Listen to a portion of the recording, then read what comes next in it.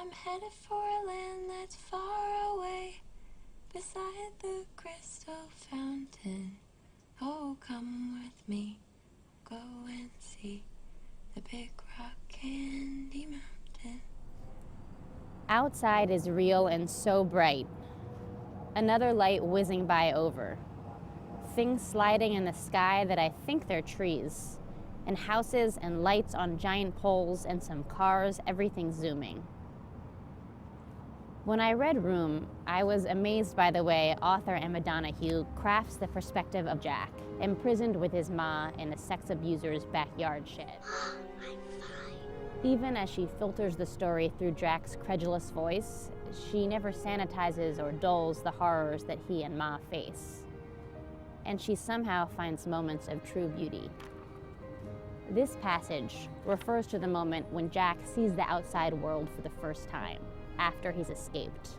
When I read it, it seemed to me that this narrative voice was untransferable from the page to the screen. But then I saw Room, the movie. Brie Larson packs all of Ma's toughness and fragility into every scene. Jacob Tremblay is a tiny powerhouse as Jack. I'll believe in your sticky world! And their chemistry couldn't be sweeter. But even more remarkable is the way the movie manages to preserve Jack's worldview through its storytelling. Lenny Abrahamson's camera captures objects and shadows as Jack would see them 3 feet off the ground. The cinematography plays with the gulf between Jack and Ma's perspectives, giving us tight shots of the two of them laughing to show how full and happy Jack's life is, and then zooming out to show the world outside the shed, everything she knows they're missing. Room is an incredible adaptation of an incredible book, not just because it's so faithful to the book's plot, but because it finds a cinematic way to tell the story in the same spirit the book does.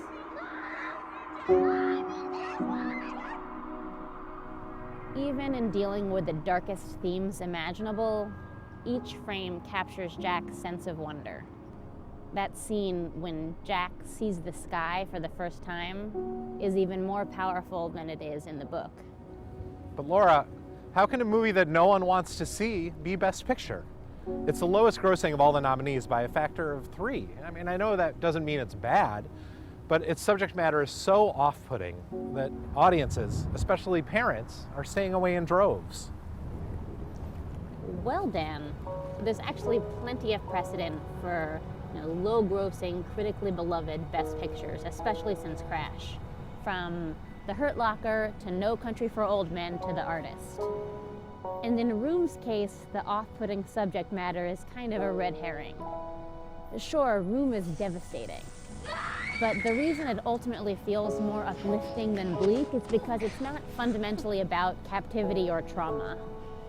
It's about the intensity of a bond between a mother and her son, stripped down and plunged into the direst circumstances imaginable. It's hard to think of another recent movie, save maybe Boyhood, that seems to understand the heartaches and joys of motherhood so deeply.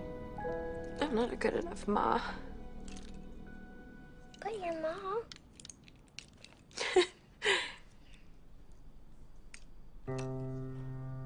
I am.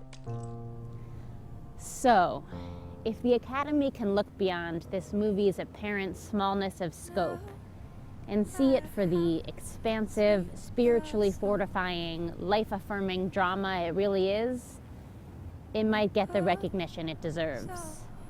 No, it's not a crushing indictment of a massive system like Spotlight or The Big Short, but what other movie finds the whole world in one 11 by 11 foot room? Oh, no word could ever help relieve this pain. Oh, oh, oh, oh, oh, oh, oh, oh, oh, oh.